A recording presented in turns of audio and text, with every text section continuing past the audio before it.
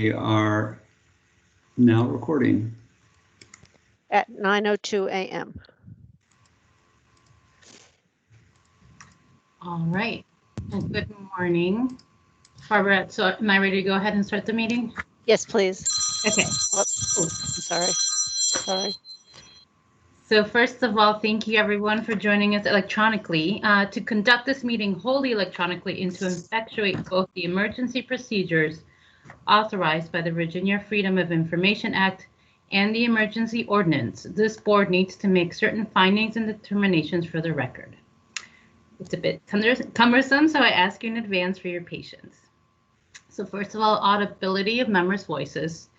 First, because each member of this board is participating in this meeting from a separate location, we must verify that a quorum of members is participating and that each member's voice is clear, audible, and at an appropriate volume for all other members.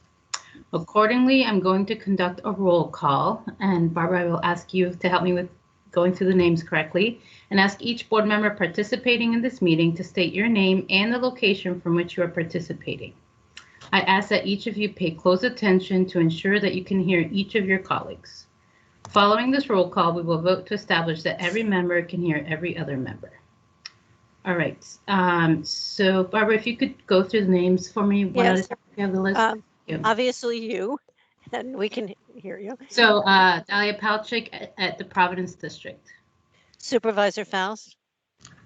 John Faust, Jonesville District Supervisor. Karen Hammond. Karen Hammond at my office in Merrifield, Virginia. Joe LaHate. Hi, Joe LaHate, dialing in from Haymarket, Virginia.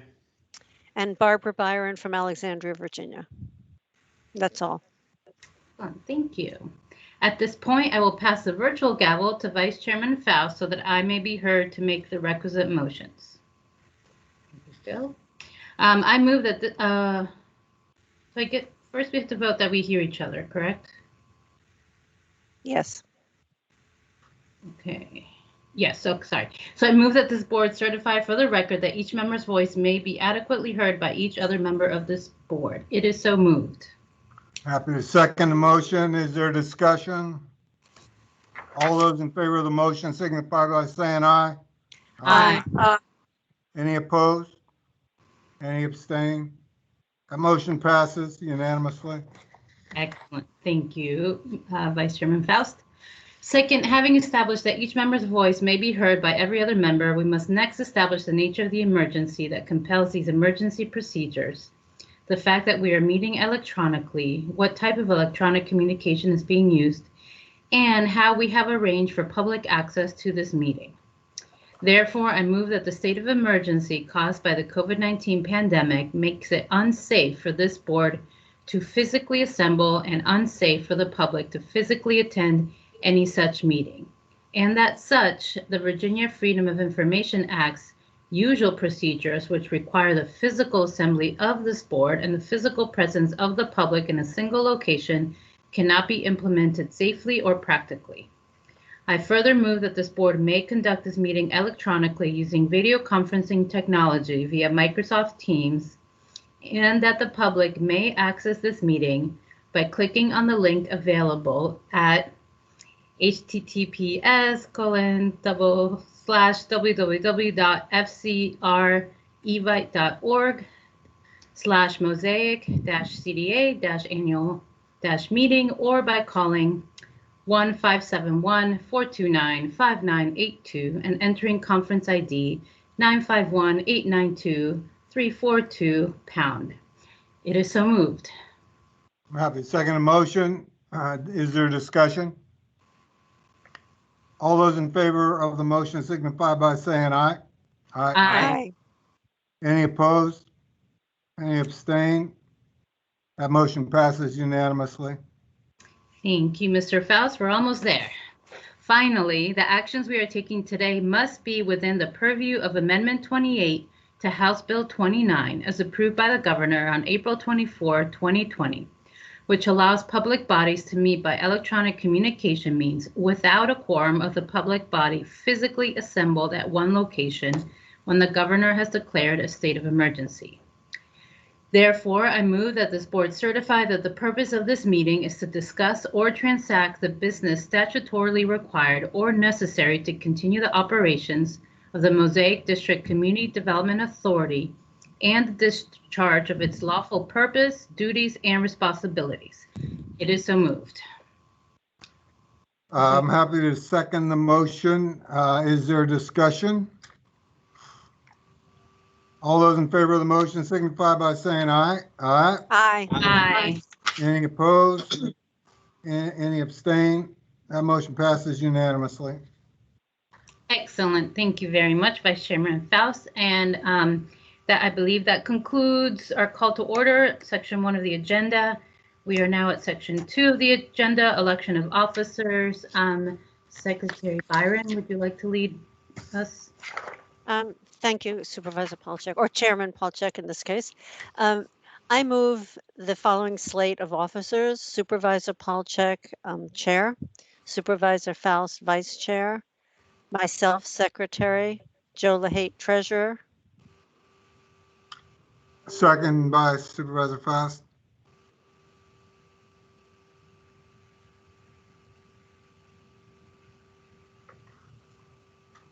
Any discussion?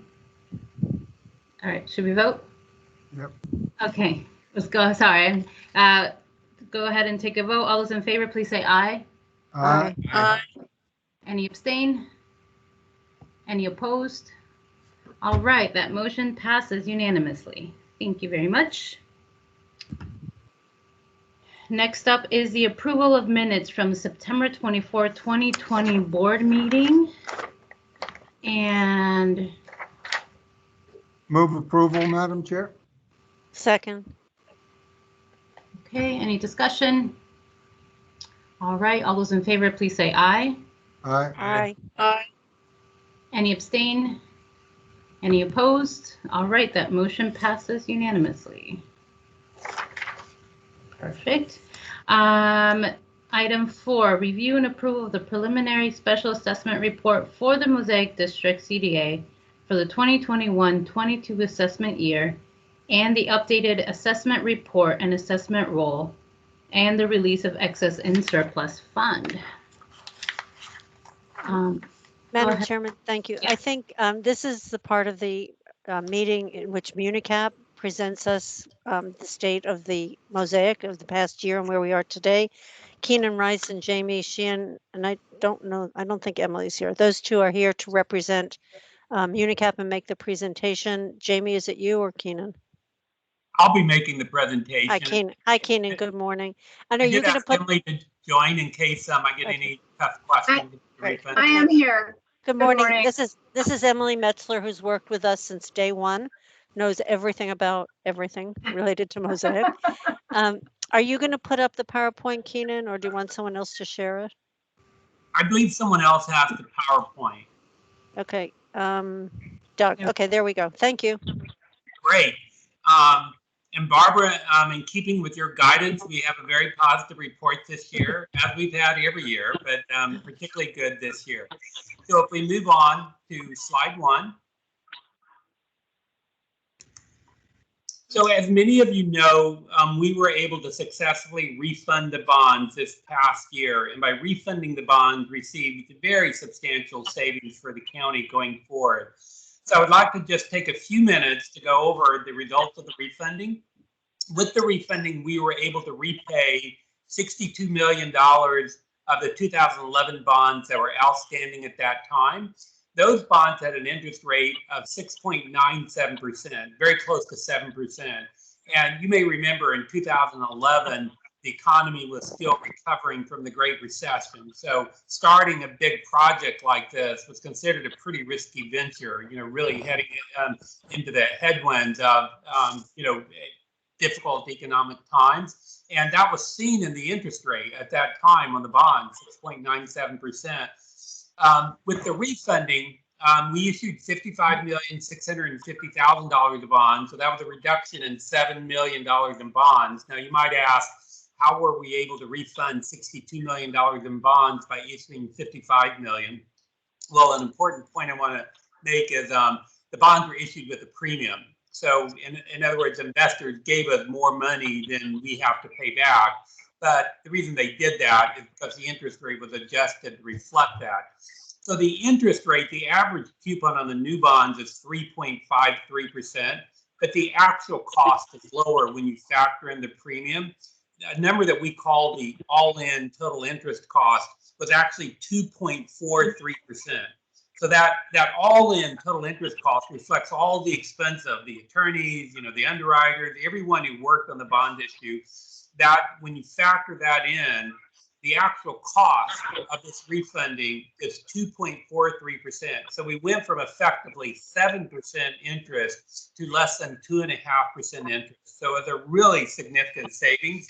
And we'll have some numbers to go over later that really show you the magnitude of the interest savings. Refunding bonds did receive a rating of A2, which reflects the credit of this district as a result of the developments that occurred and the progress and the overall strength of the project. So that's a very positive bond rating for what is a really, the smaller, discrete area. So the credit is only supported by the project, not by the county as a whole. So that's a really positive rating for this project. The total savings in debt service from the refunding was about $33 million.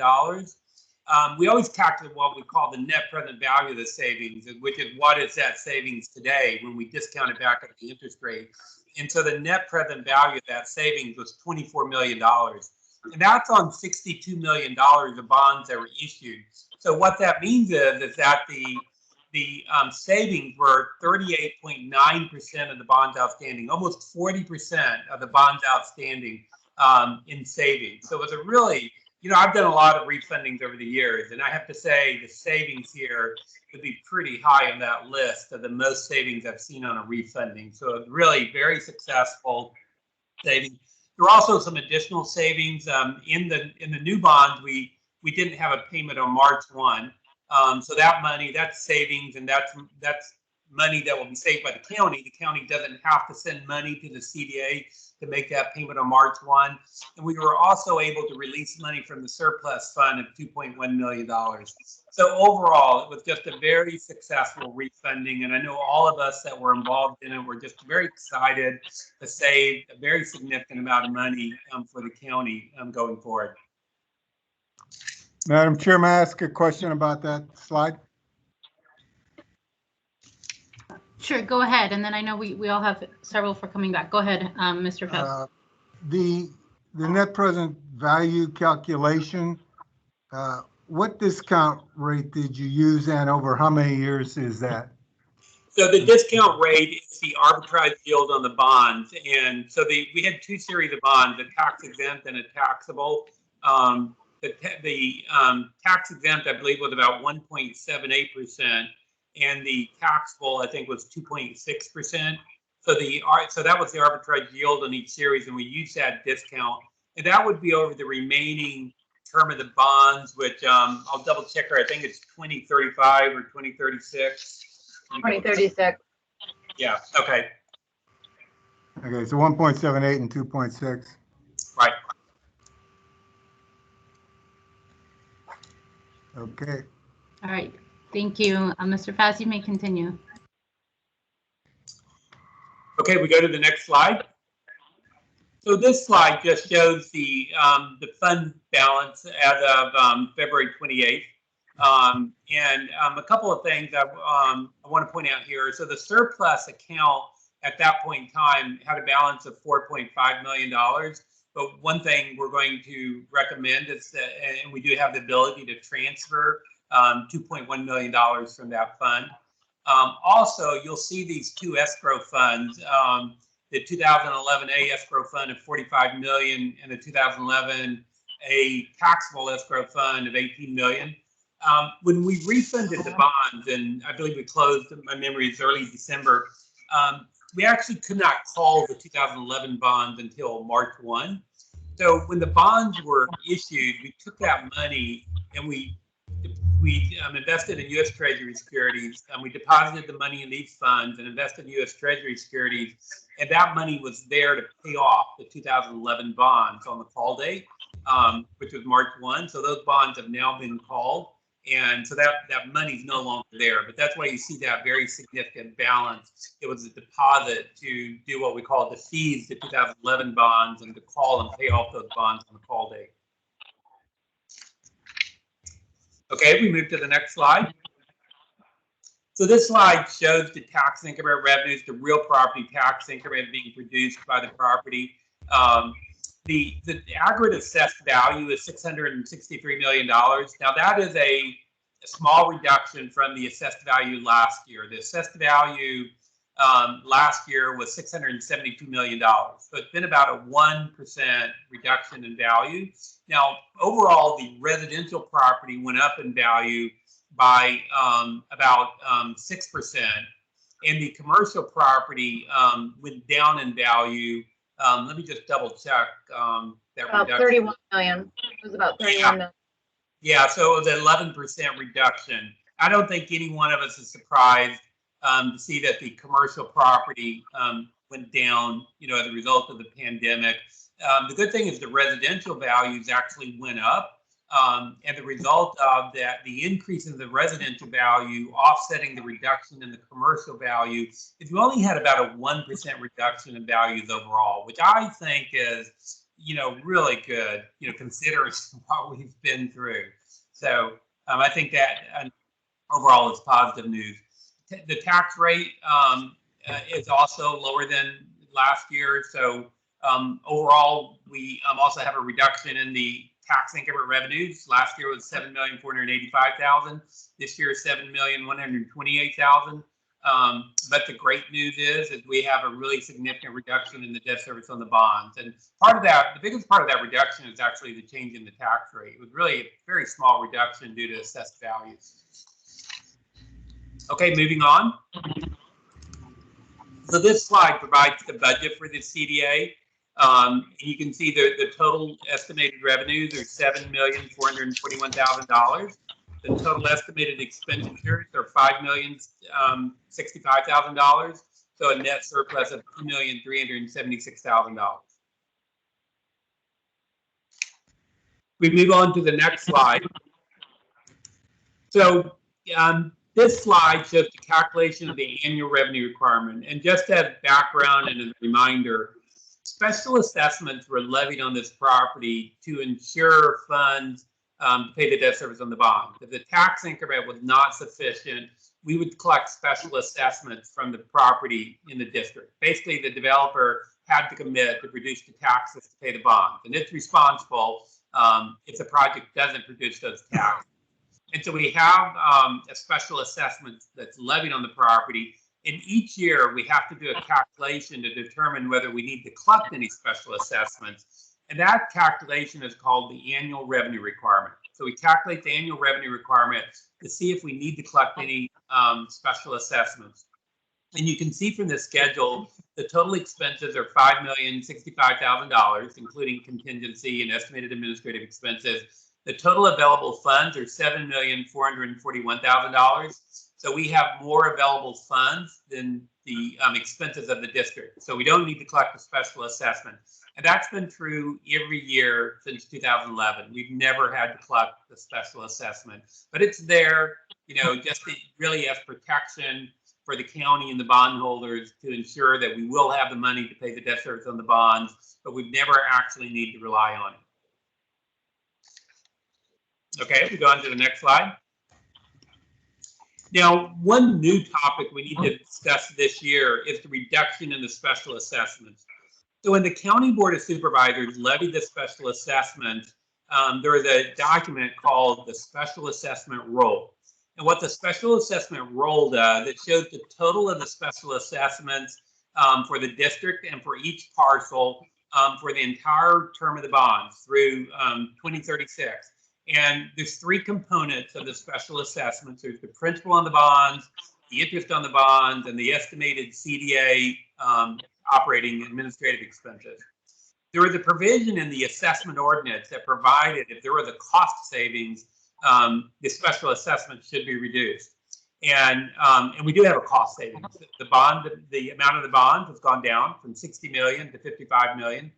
interest has gone down, and I really want to bring this to your attention. Interest has gone down from 42 million to 17 million. What a huge savings in interest. Administrative expenses haven't changed at all.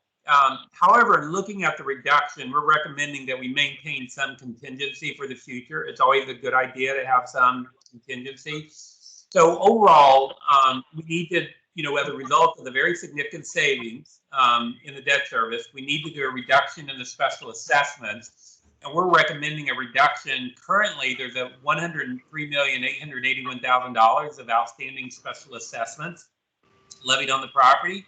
We're recommending that be reduced to $78,915,000. So that's about a $25 million reduction in special assessments that would be reflected in the roll.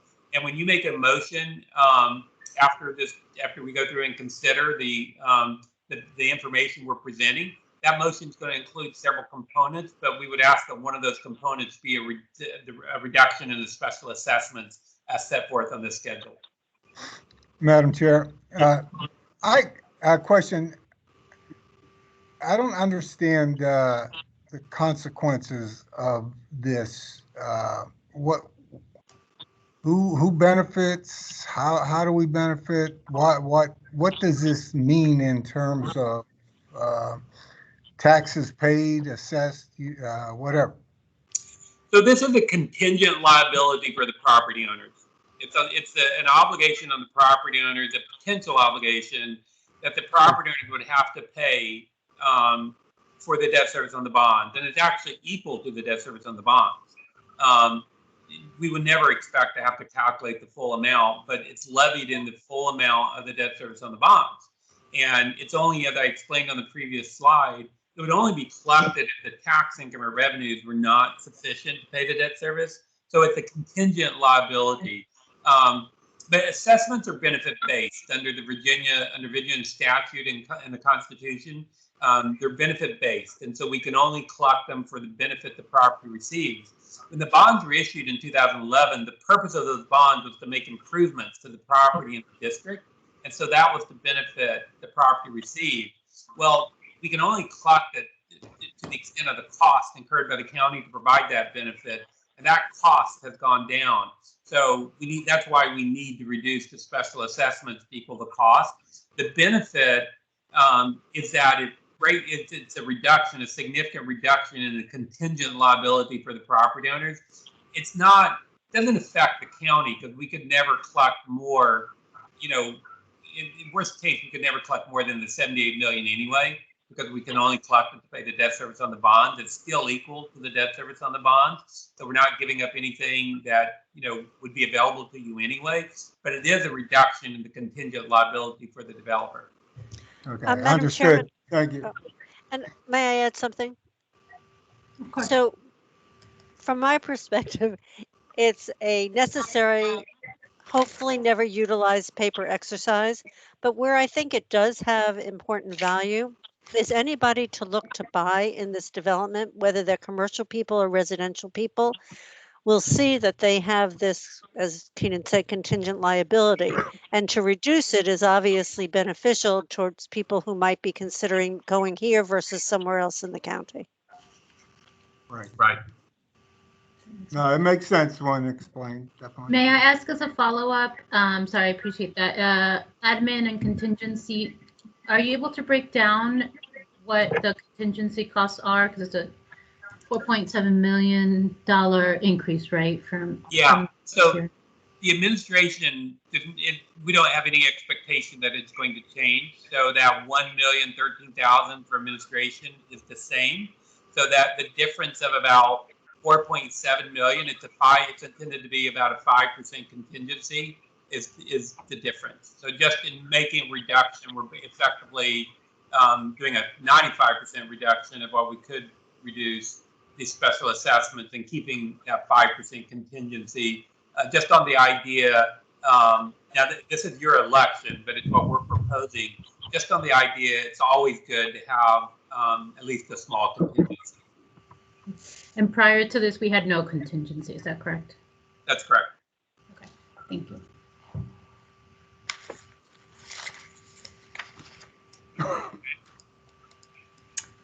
there's no other questions, we can go to the next slide. Thank you.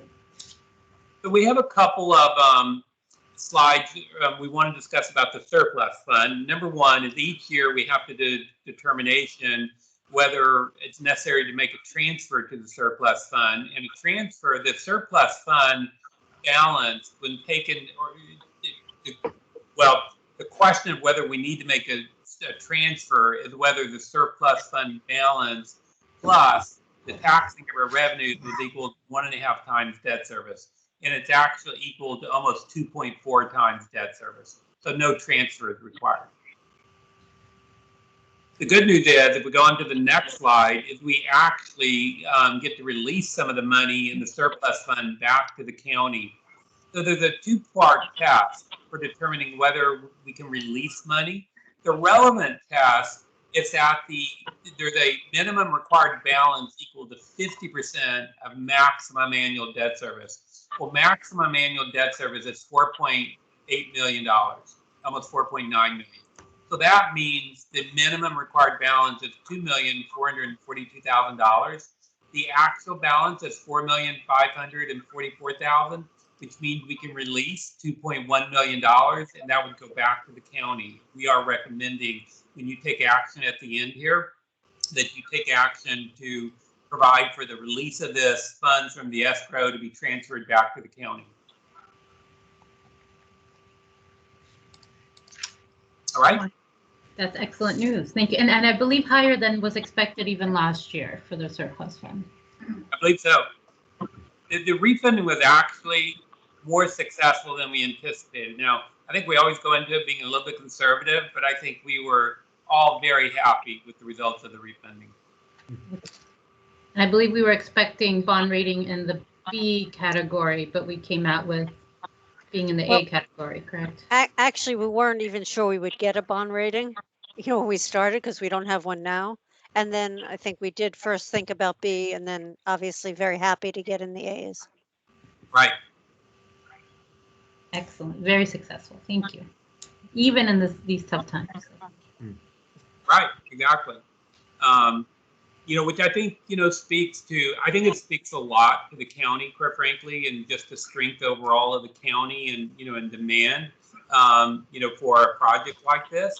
But I think it also speaks to the project. And that goes back, to the great efforts by the county, the kind of the project that they thought could work here. And then I think also on Eden's part, and really believing in this project as well.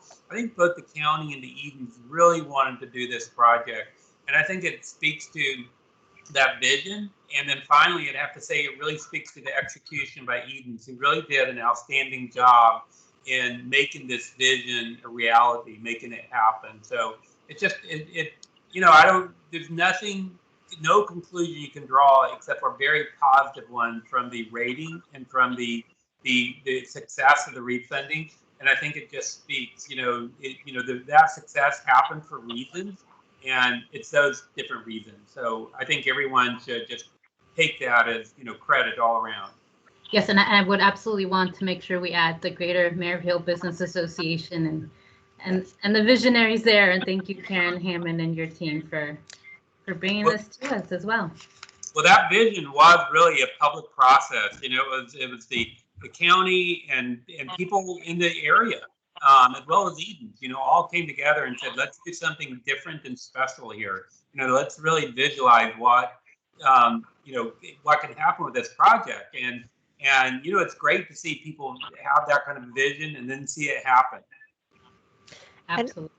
And I think that's very important. There's actually a book that's just come out that showcases several communities kind of like this, and we are definitely showcased.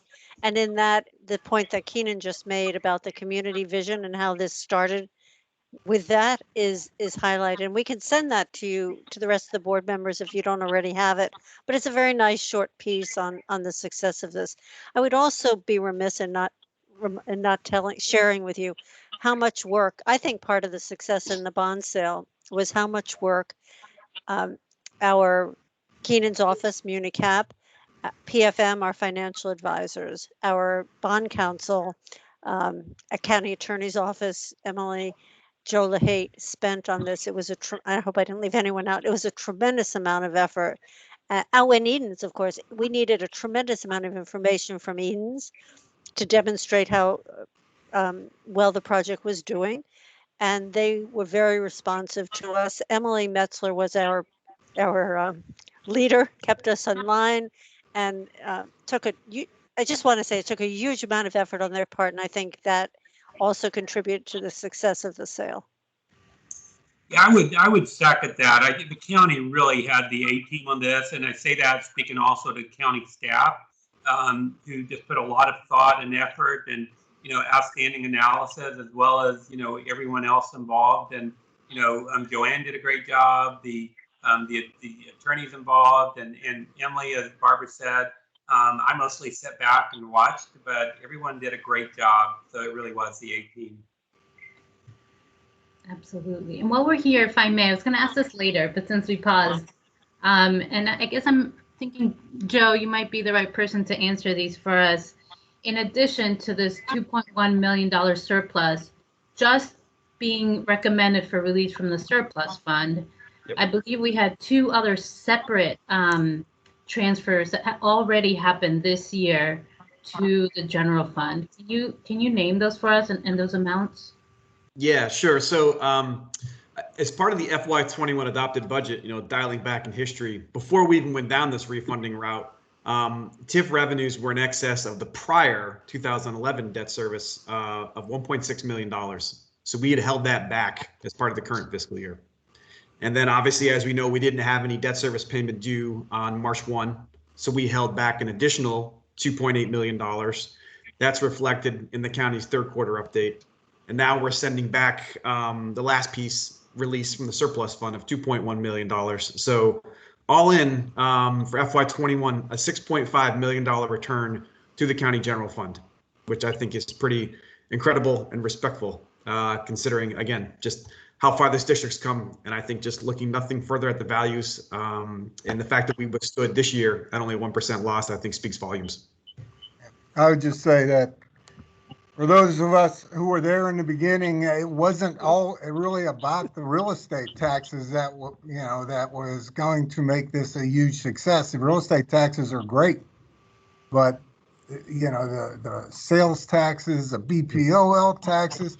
I mean, we created an economic engine that is paying tremendous dividends and will only get better as time goes on. It's unfortunate that we had to pay such a high interest rate in the beginning, but I understand why. I hope that if we take on similar projects in the future, that investors will look at the commitment we made and the success we had with Mosaic, and that the interest rates will reflect more what we're paying now as opposed to what we and I understand the risk and all that, but this from any angle, this has been a successful, tremendously successful project for the county, and I hope it's not the last time we do something like this. Absolutely. I hope this is a good example we can use in other districts. And one final thing to add, this old millennial decided to move back home because of Mosaic and her family. So excellent success in bringing us back to Fairfax. Great. Welcome back. Thank you. Good. Wonderful. All right.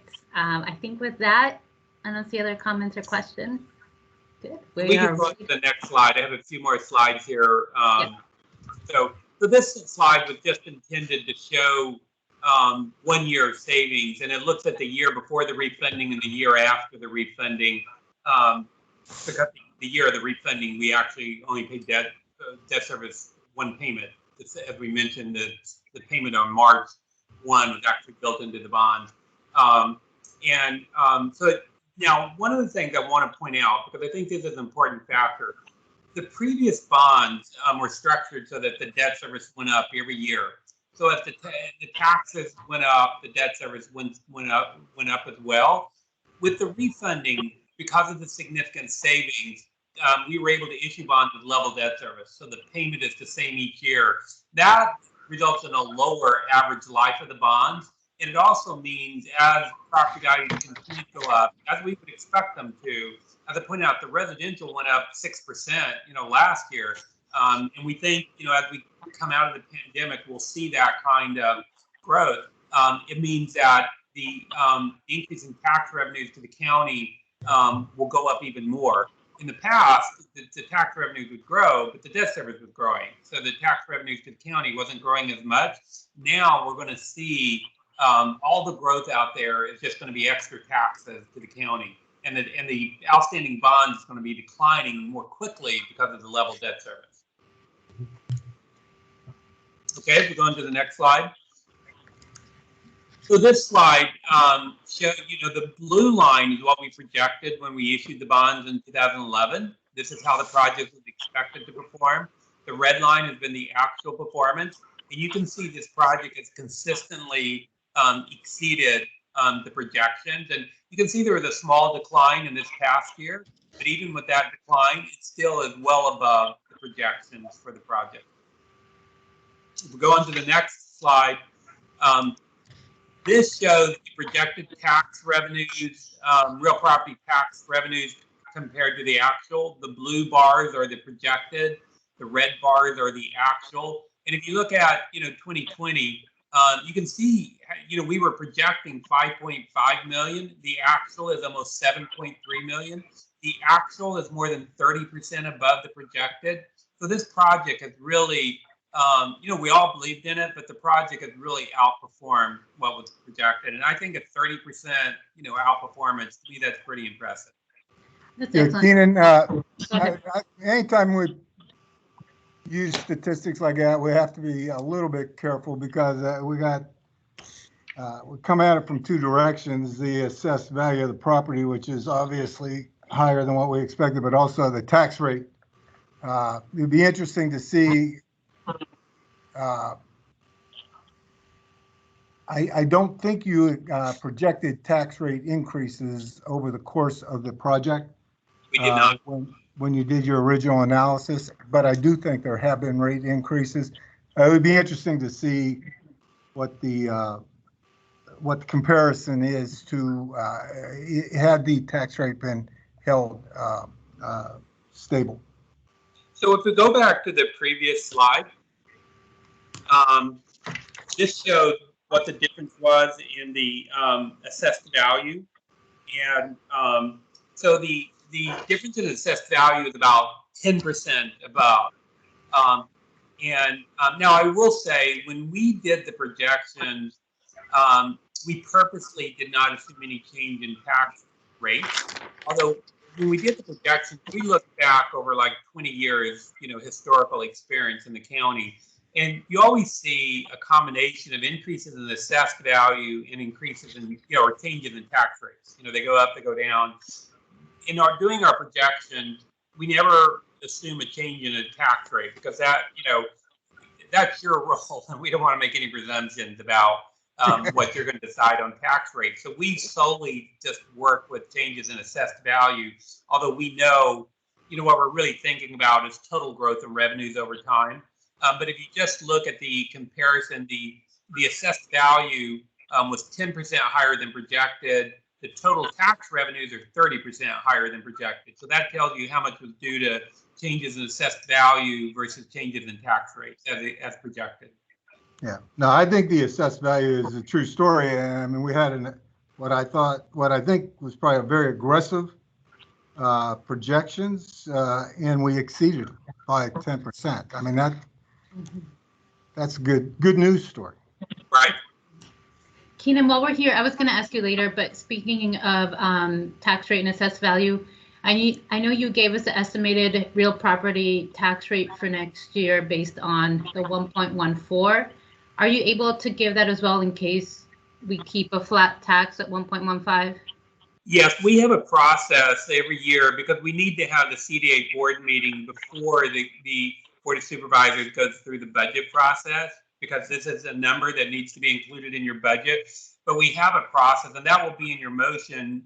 There will be in your motion a delegation to update this report based on the final adopted tax rate. And so once we know what the tax rate is, we'll update all of this, all this information to reflect the actual tax rate. But I think Supervisor Palchik, your question goes two ways. One is if the board decides to keep the tax rate flat or even raise it, which I'm not betting on, it means that there will be even more money available to pay the debt service.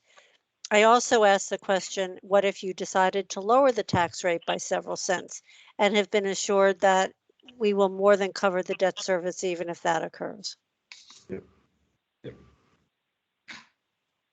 Right. Yeah, so Keenan, if we could get that to help us in our calculations, that would be great. Okay. When you say get that, do you mean what would it be at 1.15, which is where we are now? It sounds like if we went below 1.14, we're okay. Yeah. I don't expect we'll do that either. So maybe we can do that. We can do that calculation while we're in the meeting. I would ask Jamie. Jamie, do you think you can run that calculation while we're? If I could chime in, I checked it while we were talking. At 1.15, it would be $7,190,000 in tax increment revenues. That's and what if you went down, Jamie, to 113? $7,065,000. Yeah. So it's actually all very close. Yeah. Madam Chair, I think the high level takeaway is whatever way a penny moves is roughly 62K. That's your takeaway. But I think the key piece is, we're at 114 right now. And we already have a spread between revenues and debt service of $2.34 million. So suffice to say, we're in pretty good shape as a result of this refi. Yeah, and for anybody who is interested in, who might not be intimately involved, I have not heard discussion of the lowering the tax rate, but that, it may occur, but I haven't heard that. And we advertised 1 penny more than what the county executive demonstrated was needed to balance the budget. So for those I didn't mean to, by my question, I didn't mean to imply that there'd been any discussion about it, but not knowing what the future might bring, we just wanted to be sure that we were in good shape no matter what else happened. I have a hard stop at 10. Okay, so we need to start maybe making some motions here. Yeah, so maybe we could just jump to the last slide 13, and I can wrap this up. So one of the things that we wanted to give you an update on is the impact of COVID. So 13, if we could go on to 13. Each year, in the last few years, we've done an estimate of the overall. Sorry, next slide, please. Sorry. Go ahead. Yeah, 13. Okay, go ahead. So in the last few years, we've done an estimate of the overall tax revenues produced by the project, sales taxes, VPOL taxes, personal property taxes, and those estimates every year, as I think Supervisor Faust indicated, have shown the real property tax increment is just, the gravy. There's been very significant tax revenues and very significant jobs and wages paid to employees. This year, we're not able to do that projection just because of the uncertainty of COVID. There are some high-level points we want to mention to you about the impact of COVID on the project. We've already touched on one, the reduction in assessed values of commercial property of 11%, which had an overall 1% reduction. That was obviously a COVID impact. We want to go over some of the high-level impacts with you on COVID, but I think everyone together, we're not comfortable getting into numbers because while we can see trends, I don't think anyone's comfortable putting a number on paper as to, what, revenues are going to be, going forward or, even in some cases, what have been impacts of various retailers. But just at a high level, so Target fared very well this past year, didn't experience a significant reduction in sales. The hotel and theater were hit very hard. They were hit the hardest and were effectively closed for much of the year and still have not, recovered in any significant way at this point in time. Full service restaurants were also very highly impacted, and they have not recovered at this point in time. Retail and limited service restaurants were impacted, but not to the same extent as the other uses.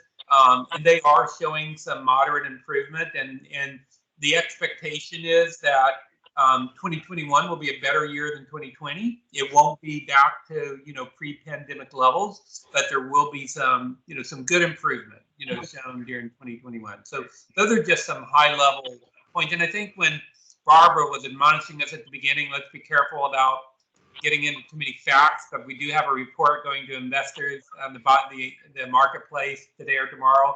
We want to be careful, in that regard. So we didn't want to get into any, real specific numbers here, but we did want to just at least high level talk to you about the COVID impact. Okay, no, much appreciated. And I think at the ground level, we know vaccine rollout is growing by the day, which is helpful. And every time I go out there in nicer weather, it is packed. And I know that Eden's is doing a great job of replacing some of the retail, even restaurants, with ones that seem to provide quite a bit of opportunity for the future. So hoping we get to this and to much better place next year. But nice to know that the impact overall was not as much as it could have been, right? The negative impact. So thank you.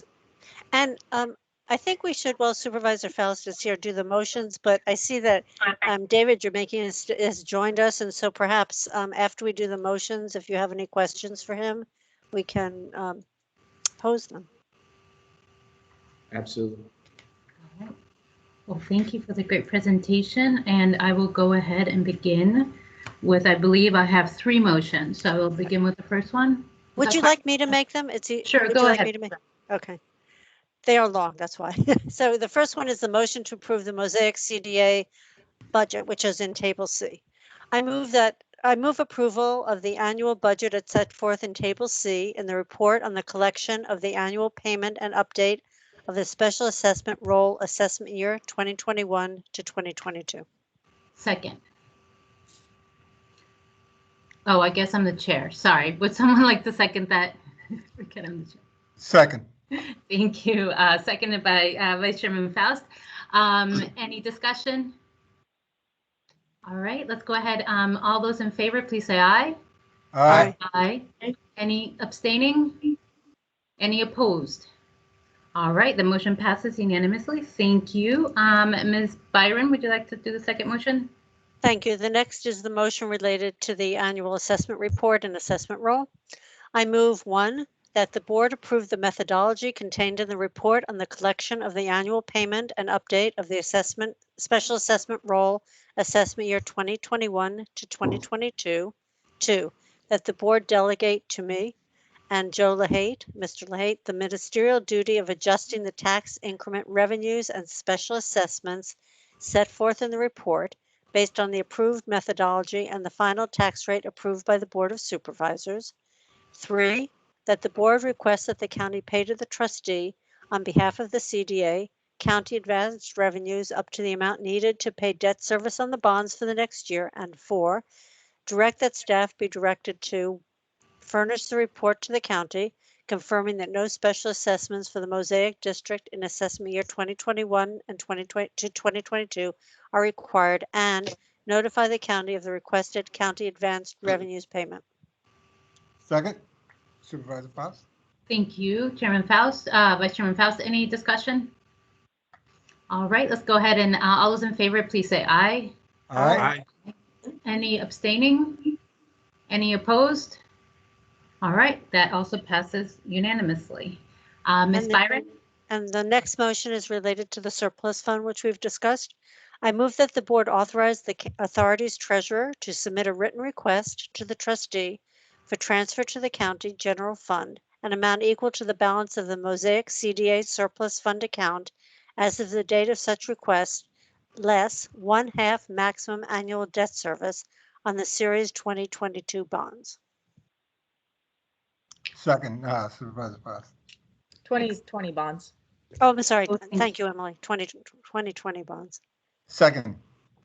And I do have a brief discussion on this, if I may. As many of you know, in September 2020, the County Board of Supervisors approved the refinancing plan. And I had a follow-on motion at that time discussing the recommendation to use a portion of the funds resulting from the redefinition of the surplus fund following refunding in conjunction with future proffers. As you all know, the Merrifield community continues to grow, but does lack some amenities in the greater Merrifield area, such as parks and open space, and sometimes access to transportation.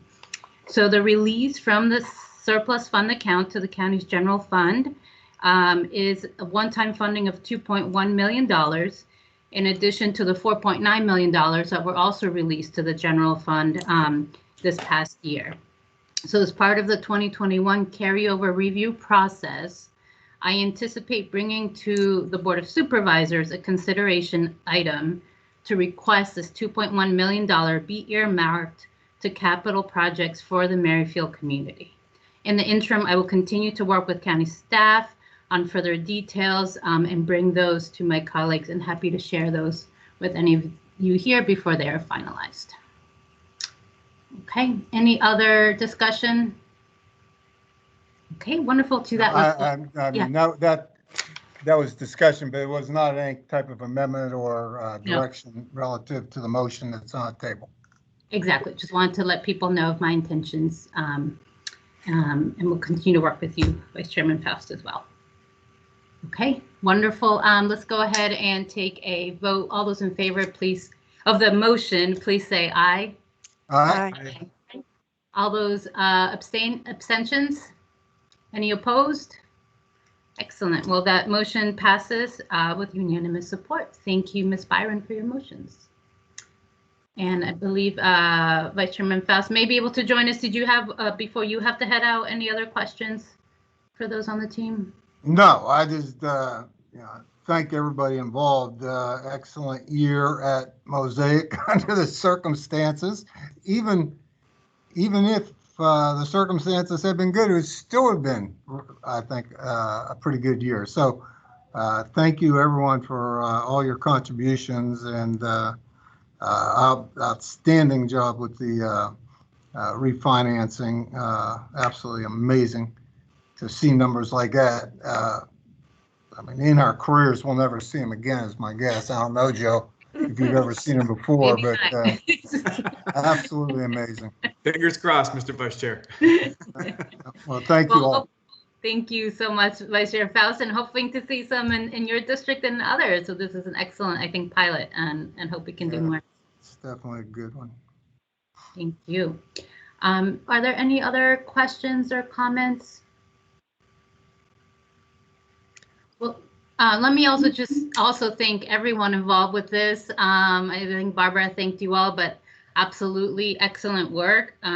Thrilled about all the blood, sweat, tears, and time that have been put in to really make this such an excellent result, even in one of the hardest hit years we've seen. So I know it could have been, I think, like Vice Chairman Faust was saying, even better. But even in the circumstances, we are seeing some very, very positive results here. And personally, I hope next year we can meet again in person, and hope to be able to see all of you then. But before we close up, I don't know if, I think, Barbara, you wanted to say something? No, I'm good. I don't know if David wants to say anything to the group. Oh, David is here. Yes, David. Yes, David has joined us. Yeah, hello, David Jamaican. I'm a Senior Vice President, oversee the Mid-Atlantic region for Edens. Obviously, we're thrilled with Mosaic and the partnership that we had. It's pretty impressive to look at the numbers here. In terms of just the project itself, I think, obviously going through the pandemic, there were some challenges that we all saw, but at the same time, we've opened a number of new businesses that are doing well, and have some more exciting openings scheduled for this year, at least 6. 2 of the highlights being Bloomies, which is a 22,000 square foot small format concept that'll be opening up later this year, as well as the rooftop at Park DeVille for outdoor dining.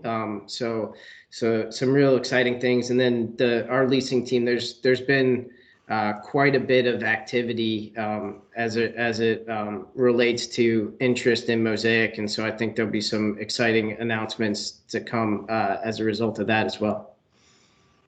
What kind of store is Bloomie's? Is it flowers? Or Or underwear? Or underwear?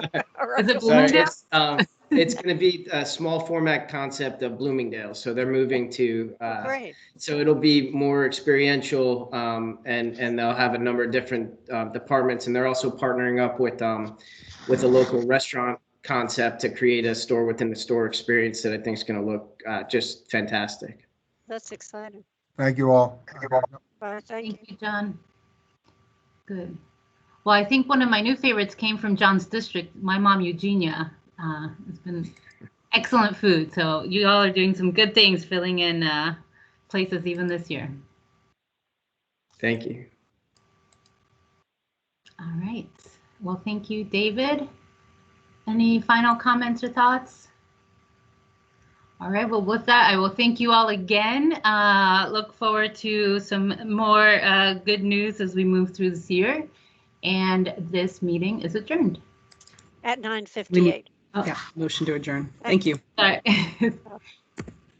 Thank you. Bye-bye. Second the motion. We are adjourned. Oh, I second it. Okay. In person next year. Thank you all. Thank you. Bye-bye. Bye. Bye.